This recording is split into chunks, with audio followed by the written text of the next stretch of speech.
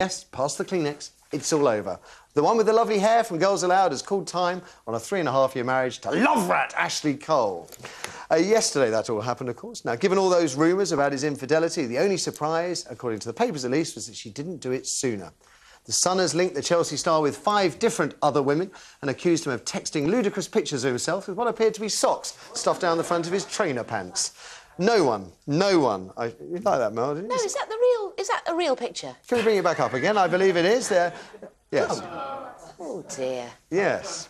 It's not quite right, is it? Well, he hasn't got any pockets. It looks like a nappy. That's what I thought. Trainer pants, yeah. Now, no one should delight in the end of someone's marriage, and yet there is a lot of gloating in the papers today. Had the press done anything to be proud of? Around 1 in 3 couples survive the pain of cheating.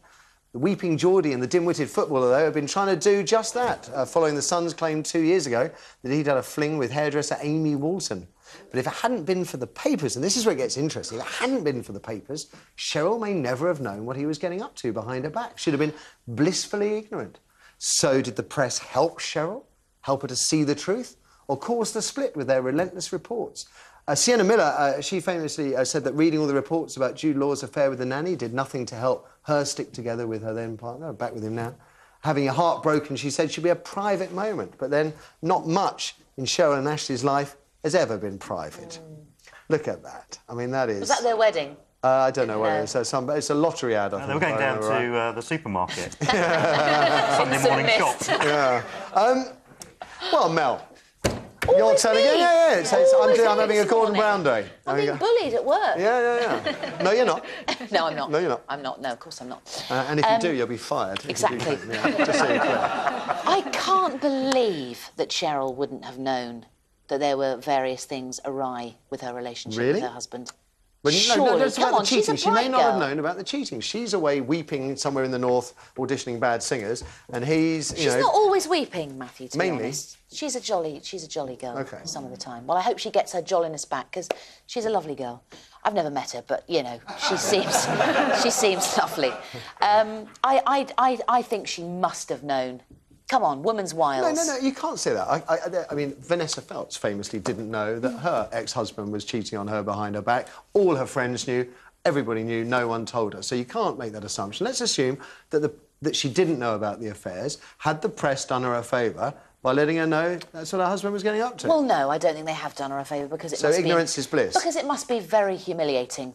And her glasses are just getting bigger and bigger every day. Soon she'll be like Kirsty. She'll just have one big pane of sunglass. She'll move around in a sort of glass booth, like poor old Kirsty does every day. It's interesting, because the humiliation of seeing your husband exposed, or that you're married to a love rat, is one thing. Is it not more humiliating to know that your husband is cheating on you behind... You know, is that not worse? Oh, I just can't imagine what it would be like to be her. Just to live your life with every movement that you make, every outfit analysed, It's not like she doesn't want it. This has been... She's clawed for every bit of this, yeah? So you can't knock the, oh, you know, it's fame being called to her. She has fought tooth and nail for this. Yes, I mean, obviously she has. I realise that. Oh, I don't know. The fence. The fence is here again. It's buckling.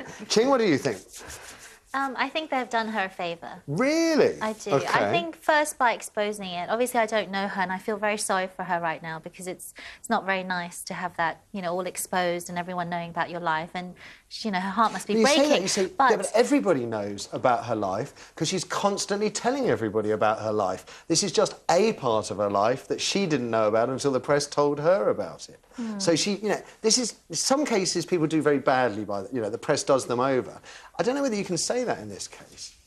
I think they have done her a favour in the sense that, you know, they've exposed it, and she's actually obviously tried to make it work. Yeah.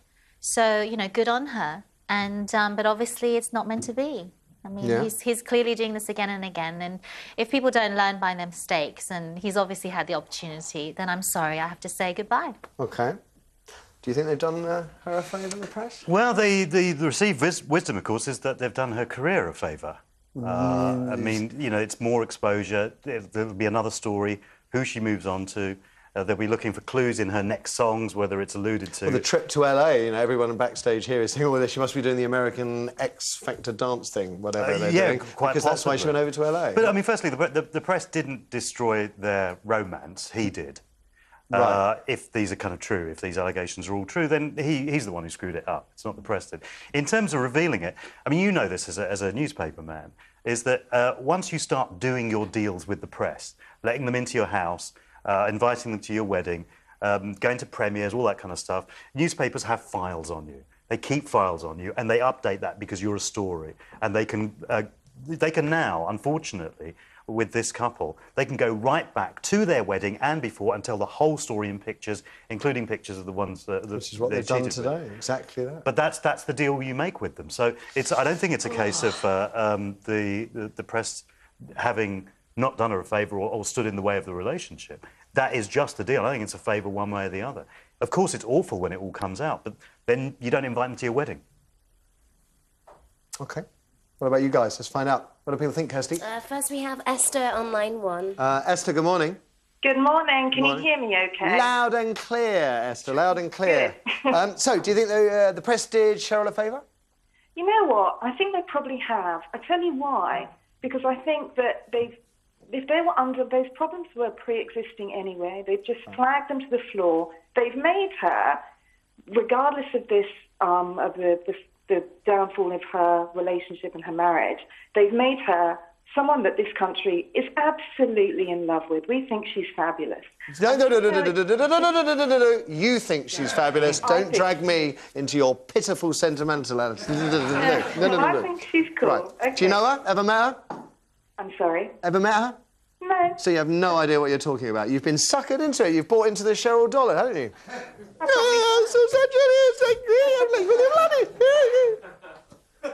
OK. You asked the cloakroom attendant who got smacked in the face by her whether she likes her.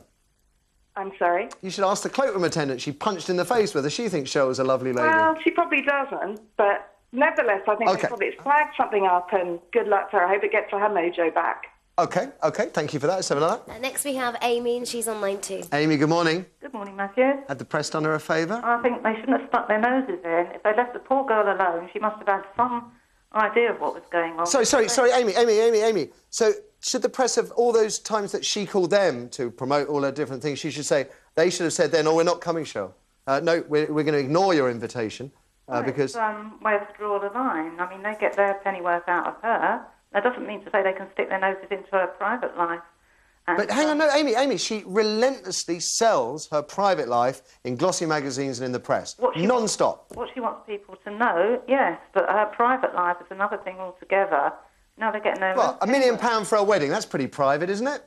That's her wedding, about the most private thing you can imagine. It's where you share your love with your family and friends. Well, and in her case, with the world's media, for a fee.